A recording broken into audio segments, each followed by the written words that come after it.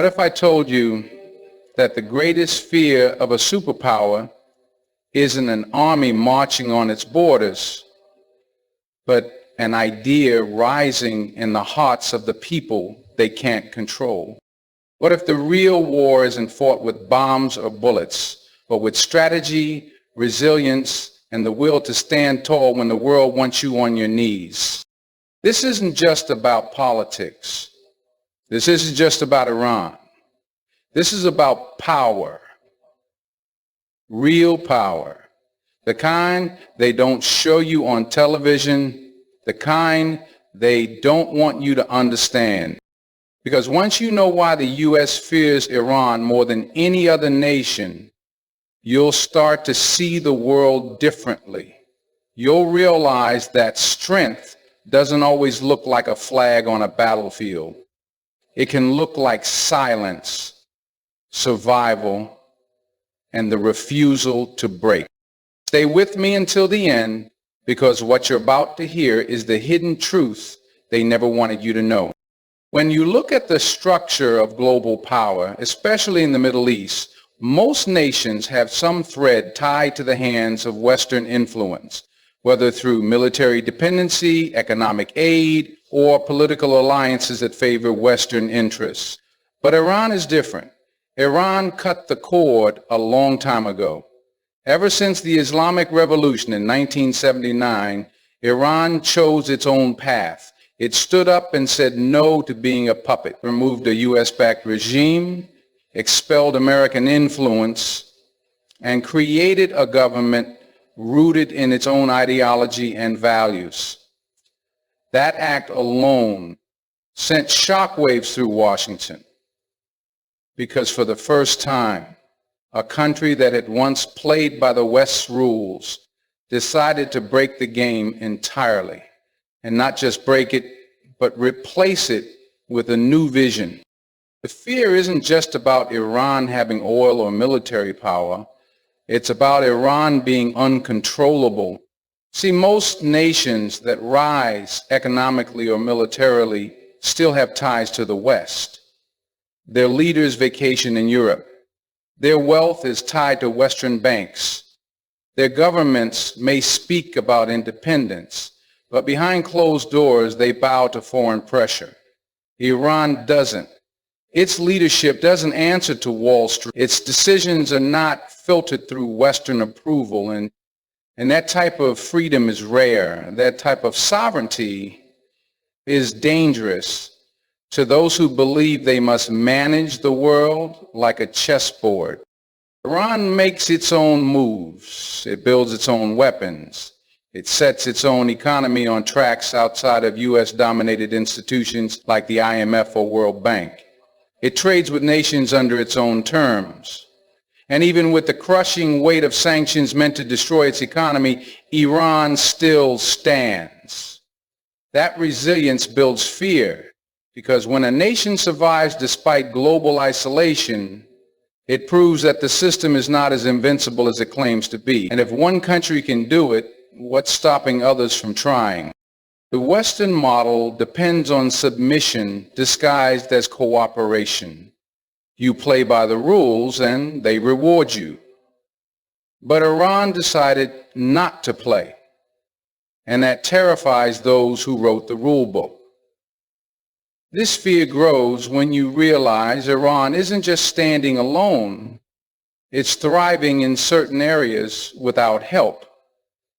Its scientific advancements, its military growth, its cultural exports, all without needing a green light from Washington or London. That's not just a threat to U.S. interests. That's a threat to the idea that power only flows from the West.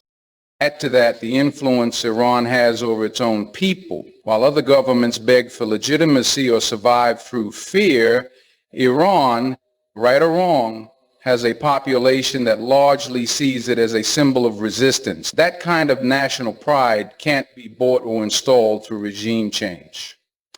That kind of self-determination is built. And the fact that Iran created it outside of Western control makes it a symbol of sovereignty, a symbol that is dangerous to a world order built on dependence. Iran's independence challenges more than just policy. It challenges the ego of empires. Because if a nation can rise without their help, if a government can survive without their system, then the entire illusion of Western superiority begins to crack. And when that illusion breaks, so does the control. That's why Iran causes fear.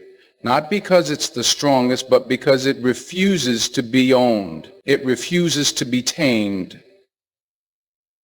And in a world where control is the currency of power, an untamed voice is the most dangerous sound of all.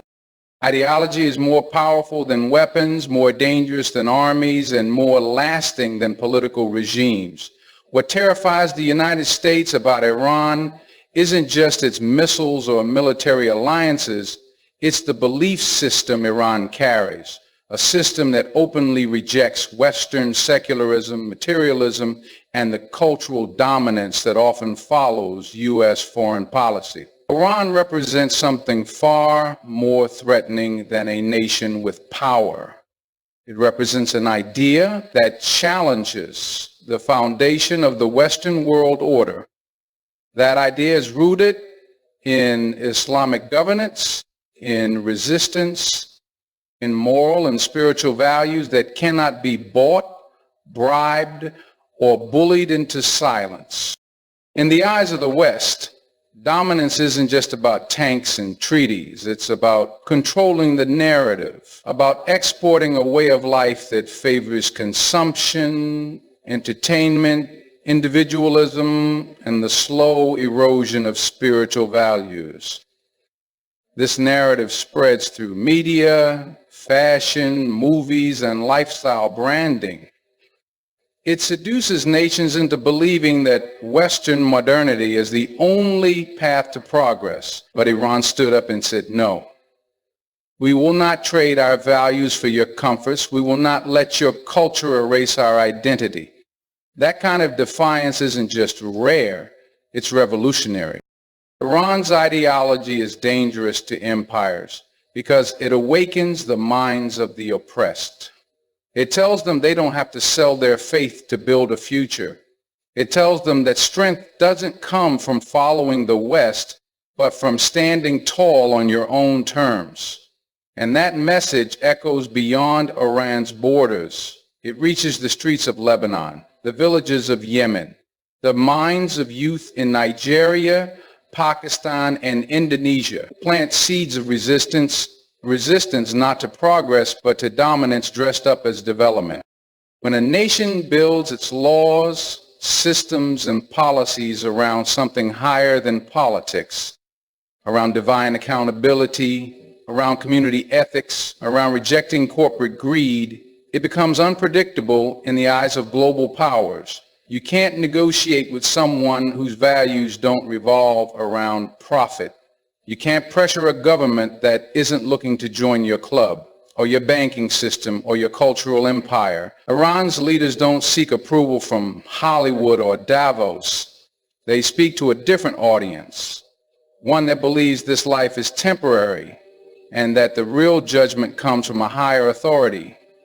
That spiritual compass makes them harder to sway, harder to manipulate, and harder to break. Ideological fear is deeper than strategic fear. A country with a few missiles is manageable, but a country that refuses to bow ideologically becomes a threat to the system itself. It becomes a symbol, a story, an example. It inspires resistance not just through weapons, but through words, through sermons, through education. It teaches people to question, to dig deeper, to ask why every ally of the West ends up sacrificing their values in exchange for promises that never fully arrive. And that's the kind of awareness that empires cannot afford to spread. Iran's ideology also exposes the moral contradictions of those who oppose it. The U.S. talks about freedom but supports dictatorships. It preaches human rights but funds occupations. Iran, despite its flaws, challenges this hypocrisy by standing firmly on its beliefs. That truth unsettles the comfortable and empowers the questioning.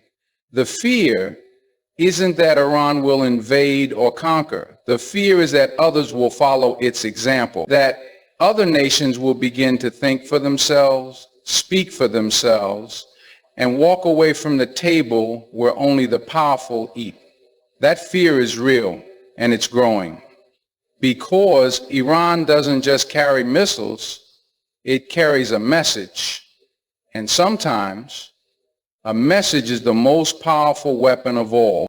When it comes to power in the Middle East, most people focus only on the visible: military strength, oil reserves, or diplomatic ties. But what often goes unnoticed is the quiet, strategic web of alliances that shift the balance of power behind the scenes. And in this game of influence, Iran has played its cards differently. It hasn't relied on foreign occupation. It hasn't set up military bases across the region like the U.S., but it has built something more enduring: loyalty. Iran's alliances aren't based purely on economics or politics. They're rooted in shared struggle, shared ideology, and mutual resistance. That kind of connection is far stronger than a treaty signed on paper.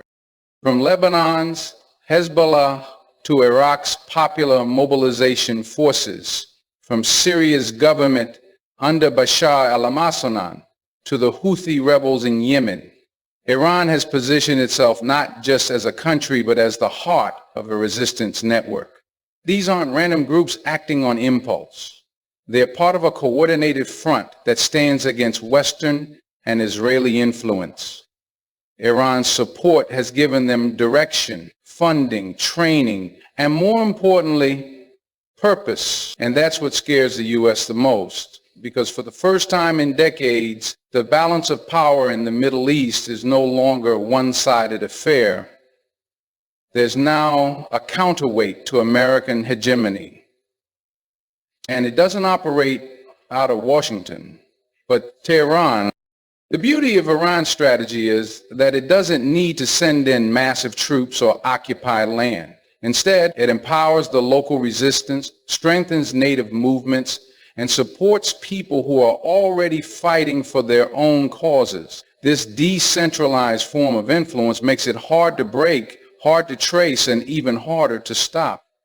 These alliances have stood firm through wars, economic crises, and assassinations. They're bonded not by money, but by a vision of a region free from foreign domination. And that makes them incredibly difficult to dismantle. To the U.S., this creates a nightmare scenario because it's not just dealing with Iran, it's dealing with a network, a resistance web that stretches from the Mediterranean Sea to the Persian Gulf. And each time the U.S. tries to suppress one part of it, another rises up. The war in Syria didn't crush Iran's influence, it strengthened it. The invasion of Iran, it brought it closer to Baghdad. The bombing of Yemen didn't destroy the Houthis, it turned them into a symbol of resistance. Every fire the U.S. tried to put out only spread the flames further. This reach also gives Iran leverage. It can respond to threats without acting directly. It can shift the battlefield without moving a single soldier. This is not just military strategy, it's psychological warfare. It forces the U.S. and its allies to always guess where the next pressure point will be. And that kind of unpredictability drives fear. Because when your enemy doesn't play by conventional rules, your conventional power starts to look weak. Iran's alliances have also proven to be deeply resilient. Despite sanctions, assassinations of key commanders like Qasem Soleimani, and intense political pressure, these networks remain strong. That shows that Iran isn't just giving money or arms. It's giving ideology, vision, and leadership. And when you give people something to believe in, they don't scatter when bombs drop. They regroup. They evolve. They rise stronger. This level of strategic depth is something the U.S. hasn't been able to replicate in the region. Most of its alliances are transactional, temporary, and fragile. When the money stops, the loyalty ends. But Iran has built a resistance culture, one that sees beyond the next election or the next ceasefire, one that believes in long-term change, not just short-term victories. That's what makes Iran a threat, not because it's the most powerful country, but because it has become the most influential movement, and that influence is spreading. One of the most overlooked yet most critical reasons the U.S. fears Iran is its unwavering commitment to independence. In a world where most governments are pressured to align themselves with powerful Western nations for survival or economic prosperity, Iran has stood defiant. Since the Islamic Revolution of 1979, Iran has charted its own course, refusing to bow to global financial systems dominated by Western interests, rejecting U.S.-imposed cultural influence, and operating outside the sphere of American political dictates. That kind of independence is a dangerous example for other nations that are quietly questioning their dependency on the U.S.-led world order. Iran's independence isn't just political, it's systemic. It's a rejection of being another puppet in a global theater where power is traded behind closed doors. Iran doesn't host U.S. military bases. It doesn't open its economy to foreign corporations that would exploit local labor while exporting all the profit. It doesn't allow Hollywood to redefine its values or the IMF to dictate its budgets. This refusal to be absorbed into the American-led global machinery makes Iran unpredictable and unyielding. And when a nation refuses to play the game by the rules set in Washington, it becomes a threat, not because it's aggressive, but because it's free. That freedom comes at a cost, and Iran has paid dearly. Decades of sanctions, global isolation, targeted assassinations of its scientists, cyber attacks on its infrastructure, and constant diplomatic pressure. Yet it remains standing, still producing, still innovating, still fighting for sovereignty. That resilience sends a loud message to the rest of the world. You don't have to kneel to survive. You don't have to trade your dignity for dollars. You don't have to copy a Western model to build your own success. And that is exactly what the empire fears, that others will follow Iran's path, realizing that resistance is possible and that independence can be sustained. The American strategy has always relied on making the alternative look impossible. They showcase chaos in nations that resist them, painting a picture that anyone who dares challenge their influence will collapse economically or fall into civil war. But Iran broke that narrative. Despite every attempt to cripple its economy, to ignite internal unrest, to isolate it diplomatically, the country has not only survived but adapted. It's built new trade routes, formed new alliances, developed its own technology, and cultivated internal self-reliance. That kind of adaptability challenges the myth that the West holds the keys to modernity, progress, or peace. Iran also refuses to be culturally colonized. It guards its language, its dress, its traditions, and its moral values in a time when Western influence has reshaped the identity of many Eastern nations. Iran remains rooted in its own heritage. That cultural independence reinforces its political independence.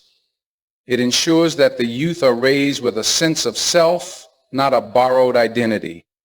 And that's powerful, because once people know who they are, they're much harder to control. The U.S. has long depended on compliant allies, nations willing to accept military protection in exchange for economic submission, nations willing to import Western culture and abandon their own. Iran rejects that entire deal. It refuses to be a client state. It refuses to be a follower. And that forces the U.S. to acknowledge that power doesn't only come from bombs or banks. It also comes from belief, from conviction, from refusing to compromise on the things that matter most. In this way, Iran's independence becomes a mirror, reflecting the weaknesses of nations that surrendered too much for too little. It exposes the cracks in the global order, reminding the world that there is another way. That truth shakes the foundation of American influence. And that's why they fear it, because Iran's independence isn't just about Iran. It's about what it represents to everyone else watching from the sideline. One of the most powerful forces in the world isn't a bomb, it isn't a missile, and it isn't an army. It's an idea rooted in faith, identity, and purpose. Iran's greatest strength doesn't just come from its missiles or its alliances. It comes from its ideology, an ideology that says oppression must be challenged, that injustice should never be normalized, and that submission to foreign dominance is a betrayal of one's values and dignity. That ideology fuels resistance across borders, cultures, and generations. And that's exactly why the U.S. fears Iran. Not because it's just a country, but because it's a symbol of defiance that won't go away even if you bomb it, sanction it, or isolate it. This ideology was born out of a revolution. It was never about simply replacing one ruler with another. It was about rejecting a system that allowed outsiders to dictate a nation's future.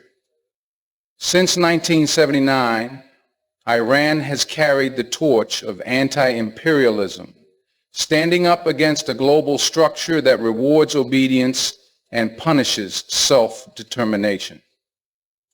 That flame has lit up hearts far beyond its border. It inspired movements in Lebanon, Iraq, Palestine, Yemen, and even in communities within Western nations who began to question the stories they've been told.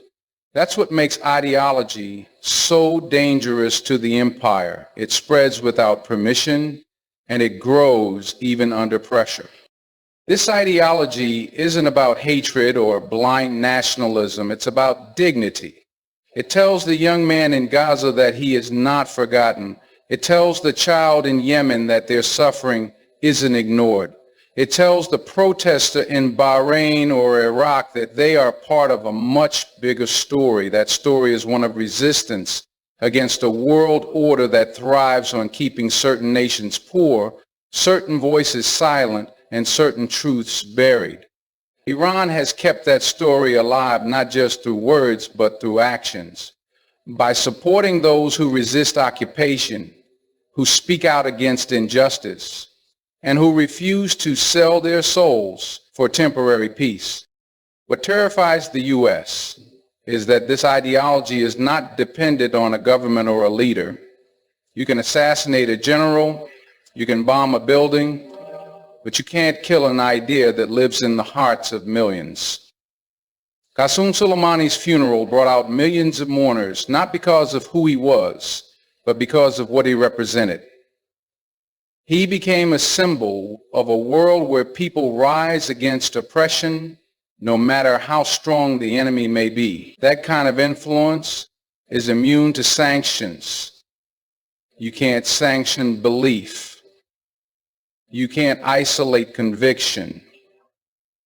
You can't bribe someone who already decided their dignity isn't for sale. This ideology is also deeply spiritual. It's rooted in faith, not the kind that's used to divide or control, but the kind that gives people purpose. It draws from the legacy of Imam Hussein, who stood against tyranny even when it meant death. It teaches that real victory isn't always in winning the battle, but in refusing to bow down. That kind of belief creates warriors who are not just armed with weapons, but with unwavering will, and an army of the willing. Those who fight not for money or medals, but for meaning. That is the most dangerous force to any oppressor. As Western powers, especially the U.S., rely on a certain kind of silence. They rely on fear, distraction, and division. But ideology breaks that silence. It wakes people up. It connects them. It replaces fear with clarity. That's why even with all their military superiority, they can't seem to crush the resistance that Iran supports. Because it's not just about Iran. It's about a spirit, a way of life, a refusal to surrender to injustice. This spirit isn't confined by geography. It crosses borders. It climbs walls. It survives drone strikes and embargoes. And as long as that spirit lives, there will always be resistance. There will always be people who choose dignity over comfort, truth over propaganda, and sacrifice over silence. That's what makes ideology the most powerful weapon of all. And that's what truly keeps the empire awake at night. When it comes to warfare, the battlefield has evolved. No longer is power only measured by tanks, soldiers, or fighter jets. Today, power is also measured by influence, by the ability to shape narratives, control technology, and defend against attacks that don't come with a bang, but with the blink of code. Iran has become a master of the modern battlefield, adapting to a world where cyber warfare, drone technology, and asymmetric tactics are the real weapons of choice. The U.S. doesn't just fear Iran's traditional military power. It fears Iran's ability to innovate under pressure, to strike back without being predictable, and to turn limited resources into strategic advantages that frustrate even the most advanced enemies. Iran's drone program is the perfect example of this evolution. These aren't billion-dollar machines built in foreign labs. They're homegrown, low-cost, and highly effective. From surveillance to combat, these drones have changed the game. They've been used in ways that the U.S. never anticipated, from the Gulf of Oman to the Saudi oil fields. And while Western nations invest in high-end systems that take years to develop and billions to produce, Iran builds its tools in months with ingenuity and grit. That kind of adaptability creates fear because it means Iran can punch far above its weight and do it without warning. Then there's cyber warfare. Iran has built one of the most formidable cyber armies in the Middle East. These aren't just hackers sitting behind screens for mischief. They're digital warriors trained to disrupt, infiltrate, and expose vulnerabilities in enemy systems. They've hit financial institutions, government agencies, even critical infrastructure. And they've done it without firing a single shot. In a world run by technology, where a simple line of code can shut down an oil pipeline or cripple an entire city's electrical grid, Iran's cyber capabilities are a silent but devastating weapon. The U.S. knows this. They know that behind every keyboard in Tehran could be a new kind of missile, one that can't be intercepted by defense systems. Iran also understands the value of psychological warfare. Its influence campaigns don't need massive armies to spread, they only need platforms. Through media rhetoric and carefully timed statements, Iran knows how to unsettle its adversaries, how to stir dissent, and how to make every move feel like it carries a deeper message. They operate not just in physical terrain, but in the mind, turning uncertainty into strategy and unpredictability into power. The U.S. thrives on control, on predictable threats it can prepare for. But Iran doesn't play by the rule book. That unpredictability is unsettling. It means that every quiet moment might be a setup for a strategic strike. Not with bombs, but with precision influence. What makes Iran especially dangerous in the eyes of its enemies is that it has nothing to lose and everything to protect. It's fighting for survival, for dignity, for its place in the world. That kind of motivation leads to creativity that countries drowning in wealth and comfort can't replicate. It means every scientist, every engineer, every soldier in Iran isn't just doing a job. They're on a mission, and when your mission is survival against a superpower, you don't waste resources, you innovate. You find ways to outmaneuver, outsmart, and outlast. That's what Iran has done. It has turned pressure into progress, sanctions into self-reliance, isolation into innovation. Every time the world tries to corner Iran, it finds a way to escape, not by brute force, but by strategy. And that scares its enemies more than any warship ever could, because it proves that dominance is no longer about who has the biggest military. It's about who can adapt the fastest, who can think differently, who can weaponize intellect as much as firepower. Iran has become a symbol of modern resistance, armed with drones, firewalls, and fearless determination.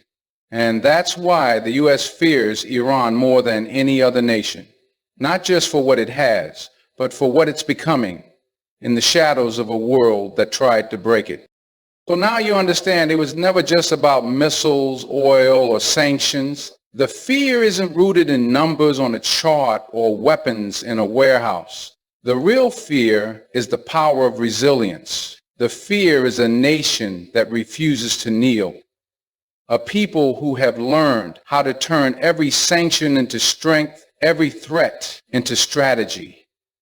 Iran stands not only with weapons in hand, but with a purpose in its heart.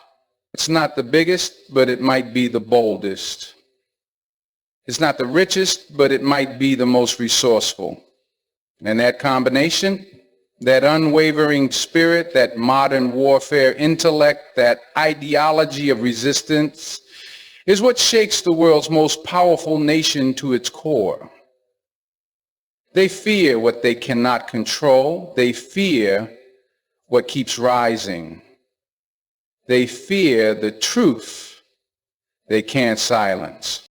Thank you for staying with me till the end. I hope this opens your eyes to a side of the story you won't see on the news. Stay curious, stay informed, and never stop seeking the truth. May your path be guided by wisdom, your heart be led by purpose, and your mind stay free. Good luck. And remember, the truth has a power no lie can ever bury.